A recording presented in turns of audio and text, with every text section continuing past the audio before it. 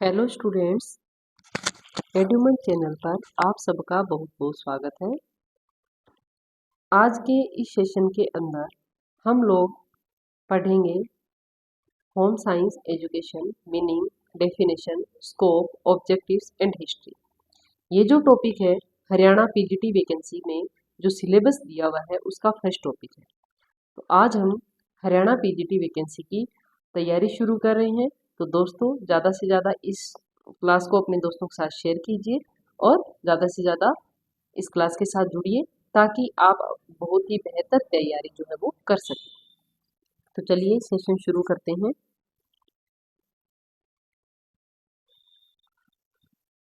Meaning of home science.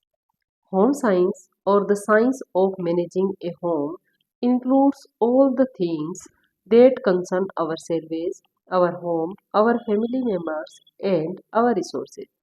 Home science home science एक ऐसी science है जो मैनेज करती है बहुत सारी थिंग्स को, जो कि हमारे फैमिली से रिलेटेड, हमारे फैमिली मेम्बर से रिलेटेड और हमारे रिसोर्सेज से रिलेटेड होती है। यानी कि हम लोग हमारे पास जो अवेलेबल रिसोर्स है उनको किस तरह से मैनेज करें ताकि हम ज़्यादा से ज़्यादा जो है वो सेटिस्फेक्शन ले सकें। It aims at getting maximum satisfaction for us and our family members through the efficient and scientific use of resources. ये पॉइंट जो अभी मैंने आपको बताया था कि जो रिसोर्सेज है उनका हम इस तरह से मैक्सिमम यूटिलाइजेशन करें, इतना एफिशिएंटली और इतना साइंटिफिक तरीके से उनको यूज करें ताकि हमें ज़्यादा से ज़्यादा सेटिस्फेक्शन मिल सके, यानी कि हमारे जो ऑब्जेक्टिव्स है उनको हम अचीव कर सकें। Home science means the art of managing resources efficiently and the science of achieving a healthy and happy home as well as successful career. और होम साइंस का अर्थ ये भी है कि होम साइंस एक आर्ट है। आर्ट कैसे है? क्योंकि हम जब जो रिसोर्सेज है उनका एफिशिएंटली और साइंटिफिक तरीके से यूज करते हैं तो ये भी एक कला है और इससे हम हमारा जो कैरियर है उसको सक्सेसफुल बना सकते हैं और हमारी लाइफ को हेल्दी और हैप्पी लाइफ बना सकते हैं। Developing the ability to communicate effectively with all the family members, including children and elderly, is an important skill and art that we all have to inculcate for harmonious interpersonal relationship and a healthy and peaceful life. This essential skill is also learned by studying home science. हम home science के अंदर जो आपस में communication है वो भी सीखते हैं कि कैसे जो बच्चे हैं वो बड़ों के साथ कम्युनिकेट करेंगे, बड़े जो है वो बच्चों के साथ कम्युनिकेट करेंगे। इसके अलावा हमारे घर परिवार में बहुत सारी ऐसे काम होते हैं, ऐसे बहुत सारे फंक्शंस होते हैं जिनको करने के लिए हमें स्किल चाहिए होती है। वो स्किल जो है वो भी हम होम साइंस के माध्यम से ही सीखते हैं। जो इंटरपर्सनल कम्युनिकेशन है वो भी हम होम साइंस के माध्यम से सीखते हैं। इसलिए ये जो स्किल्स है जो हमारी लाइफ के लिए बहुत ही एसेंशियल होती है, बहुत ही ज़रूरी होती है, इन स्किल का नॉलेज भी हमें होम साइंस की स्टडी करने से ही मिलता है। Home science draws its content equally from economics, sociology, anthropology, psychology, community development, communication, media, and technology, thus making it an interdisciplinary field which draws from the strength of science and arts courses।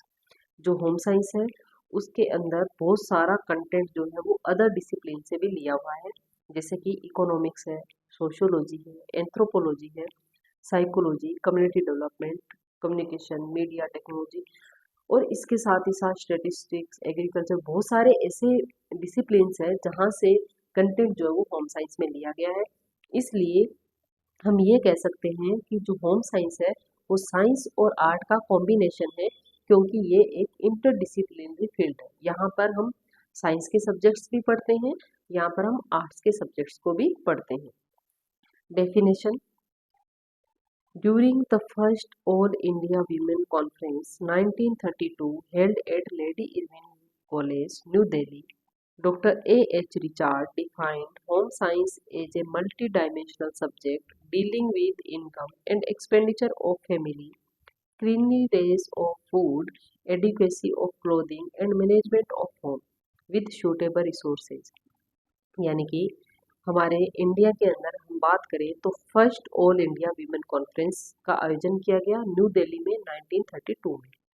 और इसके अंदर जो doctor A.H. Richard थे उन्होंने home science की definition दी, और उस definition के अंदर उन्होंने बताया कि होम साइंस एक मल्टी डायमेंशनल फील्ड है।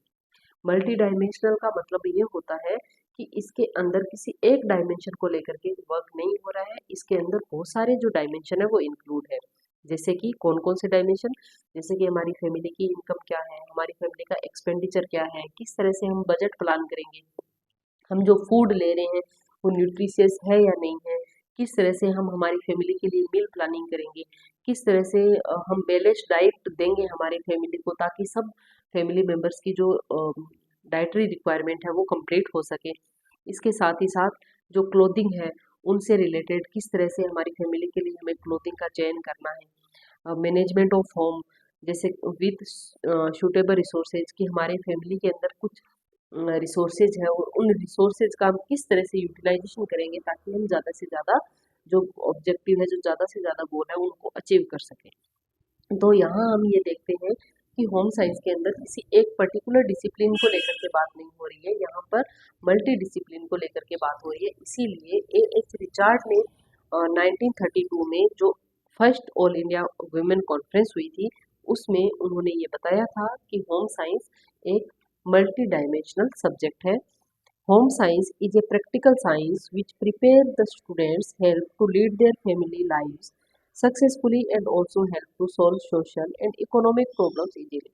और होम साइंस के अंदर हम थ्योरी तो पढ़ते ही पढ़ते हैं, लेकिन इसके साथ ही साथ प्रैक्टिकल नॉलेज भी बच्चों को दिया जाता है, ताकि जो बच्चा है वो फ्यूचर में आने वाली अपनी फैमिली में कोई भी सोशल, कोई भी इकोनॉमिक प्रॉब्लम जो है उसको सॉल्व कर सके। क्योंकि यहाँ पर जो बच्चा है उसको प्रैक्टिकली तैयार किया जाता है, उसमें ऐसी स्किल्स डेवलप की जाती है ताकि वो फ्यूचर में आने वाली प्रॉब्लम्स को इजीली सॉल्व कर सके।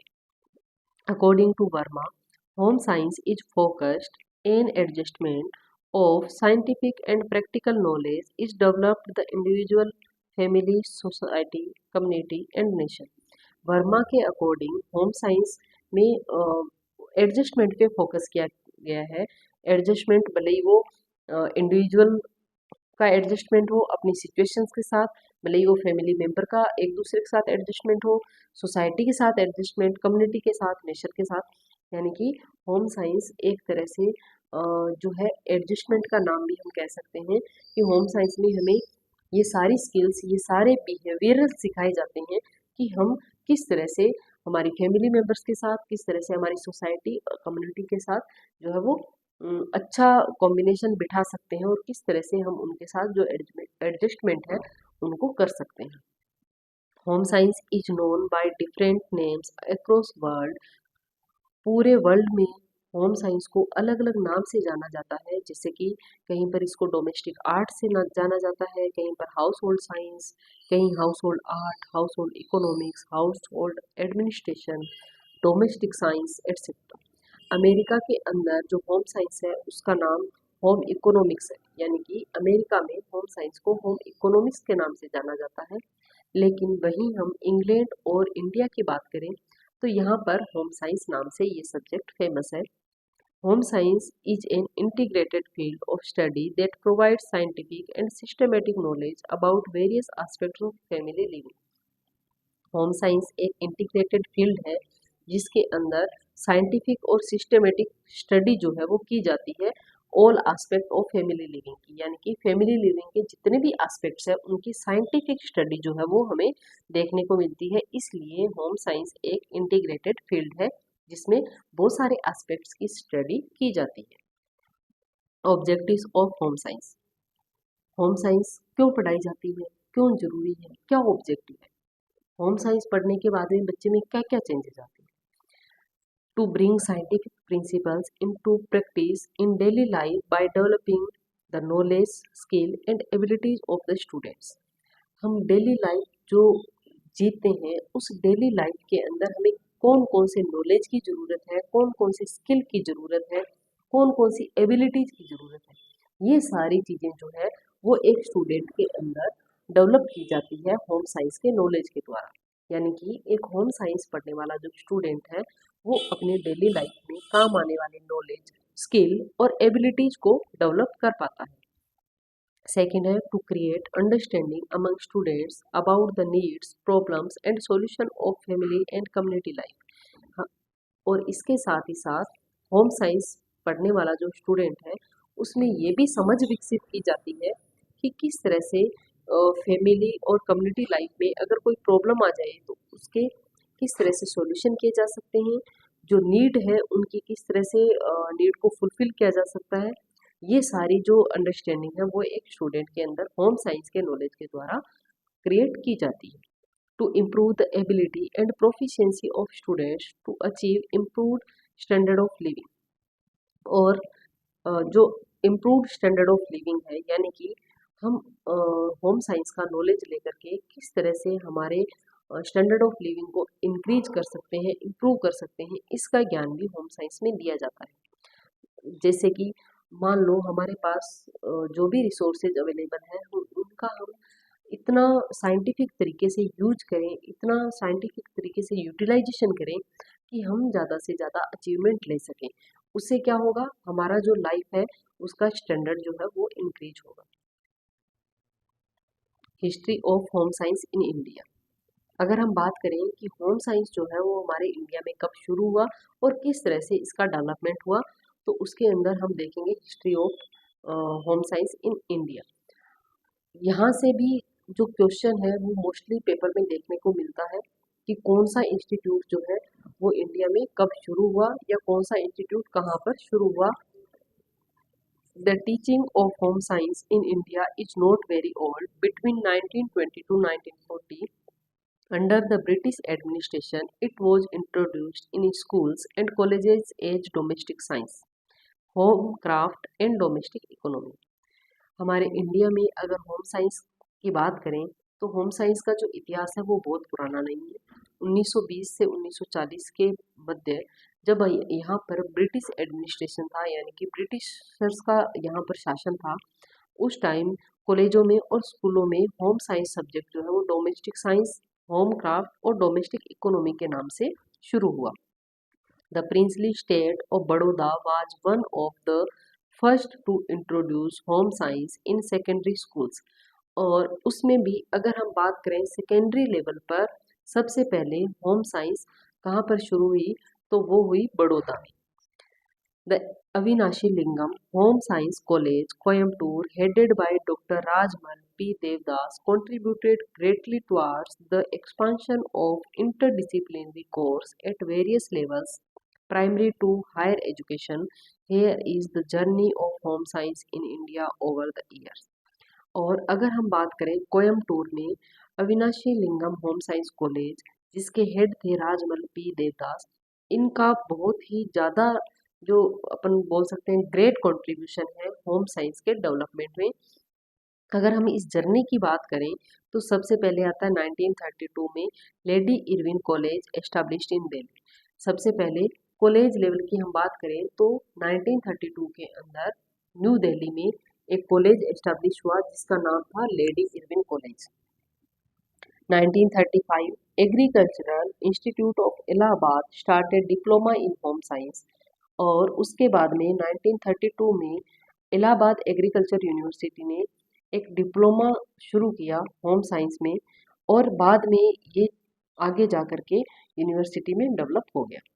1938 Madras university introduced home science at degree level. ये क्वेश्चन भी बहुत बार पूछा जाता है कि डिग्री लेवल पे कौन सी यूनिवर्सिटी में सबसे पहले होम साइंस इंट्रोड्यूस हुआ था, तो वो मद्रास यूनिवर्सिटी है, या फिर इसका ईयर भी पूछ लिया जाता है तो 1938 ये आपको याद रखना है, इम्पोर्टेंट है। Queen Mary College and Women's Christian College started. और उसके बाद में queen Mary college, women Christian college ये भी शुरू हुए। 1950 Baroda Beckham A nucleus for development of this discipline.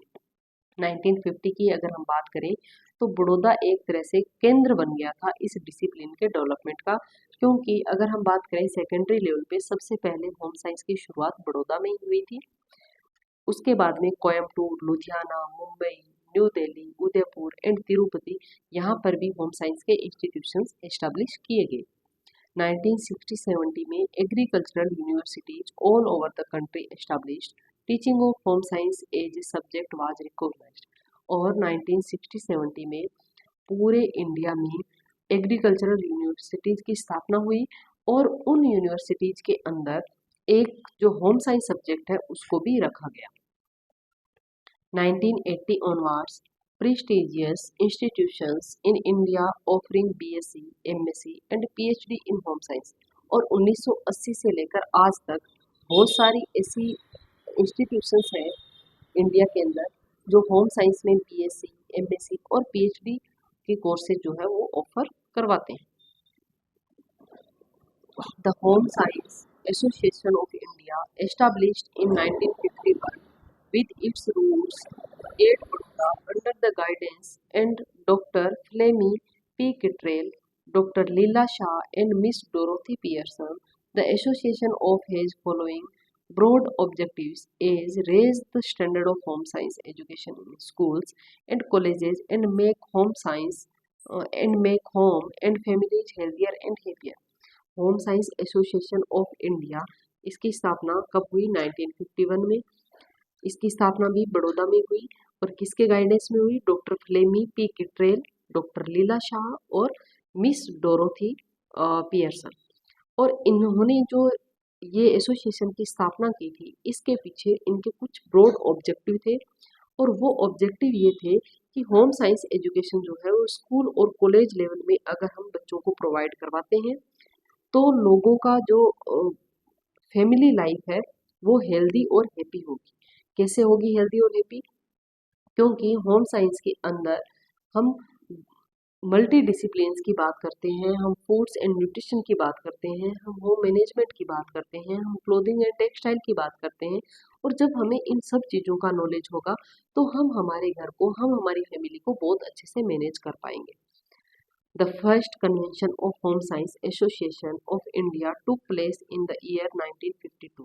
और इसका जो फर्स्ट कन्वेंशन है होम साइंस एसोसिएशन का इंडिया के अंदर सबसे पहले 1952 के अंदर हुआ।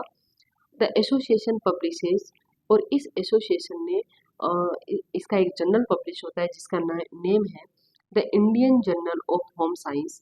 और ये क्वार्टरली यानी कि साल में 4 बार पब्लिश होता है and is represented at International Federation of Home Economics. और ये International Federation of Home Economics को रिप्रेजेंट करता है। ये भी जो होम साइंस एसोसिएशन है ये भी बहुत इम्पोर्टेंट है। इसके बारे में भी क्वेश्चन जो है वो पूछा जा सकता है। नेक्स्ट है scope of home science. Home science के क्या क्या स्कोप है? Food and nutrition, food science and nutrition have been included in the study of nutrition, in study of food science, chemistry of food, preservation of nutrients, nutritional value of food and preparation of various food mixtures are included। हम बात करें scope of home science की, यानी कि home science के क्षेत्र कौन कौन से हैं, तो होम साइंस के अंदर हम 5 डिसिप्लिन्स की मेनली बात करते हैं और वो 5 डिसिप्लिन्स है। सबसे पहले foods and nutrition. Food and nutrition के अंदर क्या क्या चीज़ें इंक्लूड है? न्यूट्रिशन क्या होता है, फूड क्या होता है, फूड साइंस की स्टडी, उसमें chemistry of food, preservation of nutrients, यानी कि हम फूड को किस तरह से प्रिजर्व करें ताकि उनमें जो न्यूट्रिएंट लॉस है वो कम से कम हो। इसके साथ ही साथ जो फूड है उसकी न्यूट्रिशनल वैल्यू क्या है, और वेरियस फूड प्रिपरेशन, यानी कि किस तरह से हम अलग अलग तरह के जो फूड है उनको प्रिपेयर कर सकते हैं। इन सारी चीज़ों की जानकारी जो है वो फूड एंड न्यूट्रिशन के अंदर हमें देखने को मिलती है। नेक्स्ट अगर स्कोप की बात करें तो fabric and apparel designing. The students study the fibres, yarn and fabric construction. Fabric और एपेरल डिजाइनिंग के अंदर जो स्टूडेंट है वो फाइबर, यार्न और फैब्रिक कंस्ट्रक्शन की जानकारी लेता है। इसके साथ ही साथ जो फैब्रिक है उसका टेक्सचर क्या है, उसकी कैरेक्टरिस्टिक्स, उसमें कौन कौन सी विशेषताएं होती है, इनके बारे में भी वो सीखता है। और the basic principles of garment design and construction are also taught in it. और इसके साथ ही साथ जो बेसिक प्रिंसिपल है कि किस तरह से गारमेंट को डिजाइन किया जाता है और किस तरह से गारमेंट को कंस्ट्रक्ट किया जाता है, इसकी शिक्षा भी इसके अंदर दी जाती है। Human development, It is related to the study of development from conception to the old age.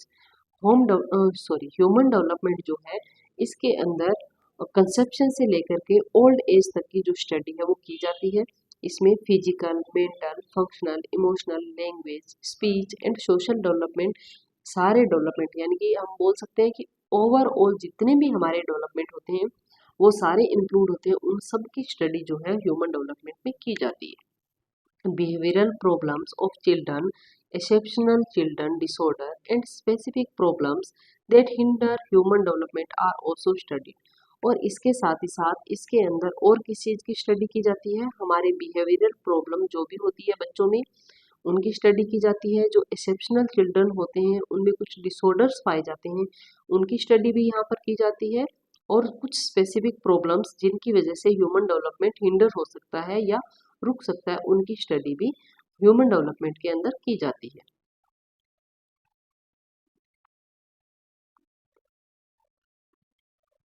By studying this, housewives can fully monitor and control various aspects of the health and development of their children and can play an important role in making them a balanced, social and responsible citizen। और human development की study करने पर एक housewife जो होती है उसको ये पता चल जाता है कि किस तरह से जो हमारा डेवलपमेंट है उसमें कौन कौन सी प्रॉब्लम्स आ सकती है। इसलिए वो उन प्रॉब्लम्स को मॉनिटर करके और उनको कंट्रोल करके अपने बच्चों को एक अच्छा नागरिक और एक सोशल और रिस्पॉन्सिबल जो सिटीजन है वो बना सकती है। Family resource management. Under family resource management, time, money, energy and space management are the main subjects for study। Family resource management के अंदर हमारे पास जितने भी रिसोर्सेज हैं उनका मैनेजमेंट हम किस तरह से करें उसकी जानकारी एक स्टूडेंट को दी जाती है। इसके अंदर हमारा टाइम है, मनी है, एनर्जी, स्पेस, ये सब के सब हमारे रिसोर्सेज हैं, इनको हम किस तरह से यूटिलाइज करें, किस तरह से मैनेज करें, ये सब इसमें जो है वो स्टडी करी जाती है।